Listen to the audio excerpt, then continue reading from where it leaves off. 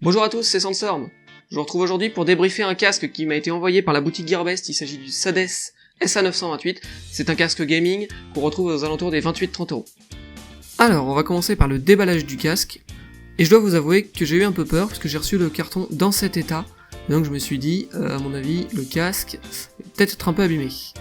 Alors en déballant le casque, j'ai très vite compris pourquoi le carton était comprimé ainsi. Parce qu'en fait, comme vous pouvez le voir à l'intérieur, on a seulement un papier bulle qui va tenir l'ensemble. On n'a pas un emballage plastique ou carton éventuellement qui pourrait un peu, on va dire, caler le casque et ses accessoires dans le carton. Alors à l'intérieur de ce sac en papier bulle, on va retrouver le casque et pas mal d'adaptateurs, ainsi qu'un manuel. Le manuel est disponible en plusieurs langues, espagnol, coréen, anglais et allemand. Alors on va commencer par les nombreux adaptateurs. Donc on peut voir qu'on a plusieurs adaptateurs, parce qu'en fait le casque est compatible PC, Xbox 360, Xbox One, PS3 et PS4. Au niveau du casque, donc je vous ai un premier aperçu. Donc là on peut voir la marque. Ensuite les deux oreillettes sont constituées d'un coussinet en simili-cuir qui devrait être confortable, mais on verra ça dans la suite de la vidéo. Alors, on va reprendre tous les adaptateurs un par un. Donc on a tout d'abord un adaptateur qui va servir, je crois, dans tous les cas, si je me souviens bien. Alors, on a une télécommande sur laquelle on va avoir un bouton mute microphone pour couper le microphone, et une prise pour les branchements Xbox. De l'autre côté de la télécommande, on aura deux molettes de volume. Je vais y revenir après. À l'extrémité du câble, on va avoir un câble USB et un câble mini jack 3.5.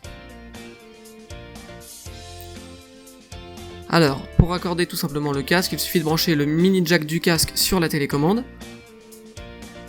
Et après, vous pouvez brancher donc l'USB au PC, ou alors après, il y a des branchements un petit peu plus complexes. Tout est bien expliqué dans le manuel pour savoir quel adaptateur choisir pour brancher le casque si on utilise une Xbox, une PS3, etc.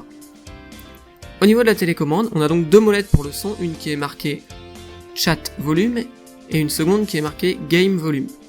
Alors j'ai tout de suite pensé que ça allait être un peu comme sur mon casque Turtle Beach, où en fait je le branche en USB, et puis une molette permet de régler les sons, et une molette permet de régler le volume du jeu. Alors en fait, malheureusement sur PC, la fonctionnalité du casque Sades n'est pas prise en charge, c'est-à-dire que en fait sur PC vous aurez une seule des deux molettes qui fonctionnera, et qui gérera l'ensemble du volume, qui est la molette qui est estampillée Chat Volume. En revanche, si vous utilisez sur console, vous aurez bien la possibilité de régler indépendamment le volume des voix et le volume du jeu. Alors au niveau des adaptateurs, on a un premier adaptateur avec deux extrémités RCA, donc les câbles rouge et blanc, sur lesquels vous allez pouvoir raccorder d'autres câbles, et à l'autre extrémité on a un mini jack 3.5. Alors ce type de câble est utilisé avec une Xbox 360 ou une PS3. Alors ça peut être un peu confus la manière dont j'explique les câbles, mais sachez que moi je l'ai testé personnellement qu'avec le PC puisque je n'ai pas de console.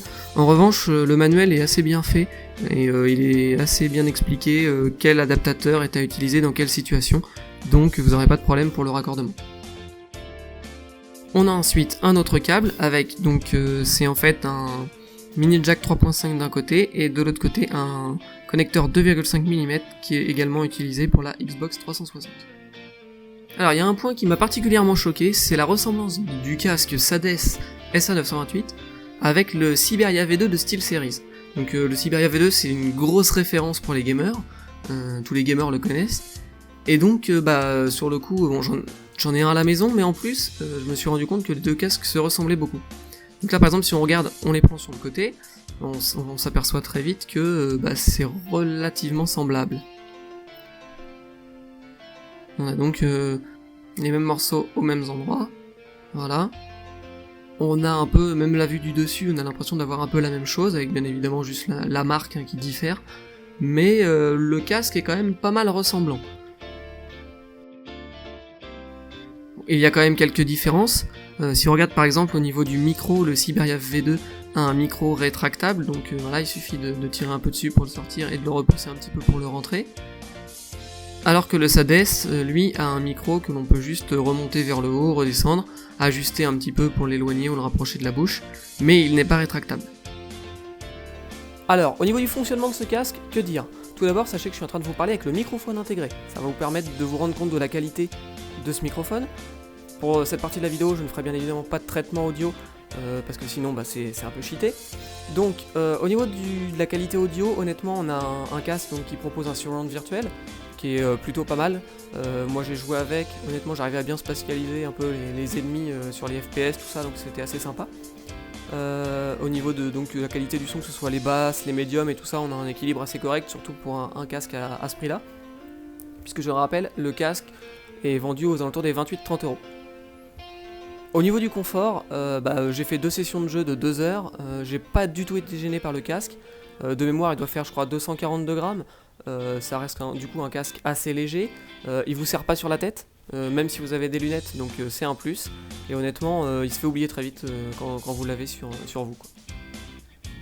Alors pour conclure cette vidéo, que dire sur le Sades SA928 ?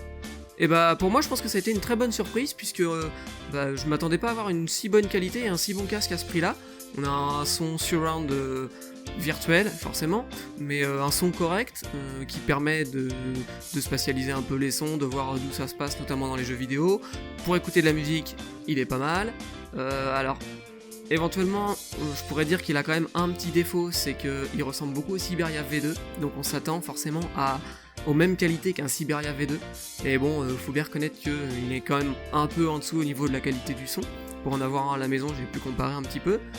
On pourra lui pardonner quand même, mais il faut pas que l'acheteur s'attende vraiment à avoir un Siberia V2, même si il se ressemble beaucoup. Et au niveau du confort, c'est pareil, rien à dire, il est agréable à porter, il sait se faire oublier, donc je pense que ça peut être effectivement un bon achat. Voilà, ma review s'arrête ici. Si vous avez aimé la vidéo, n'hésitez pas à mettre un petit pouce en l'air sur YouTube. Ça permettra de mieux référencer la vidéo, et si vous avez aimé, évidemment, partagez sur les réseaux sociaux, Facebook, Twitter, etc. Et sur ce, je vous dis à plus, ciao.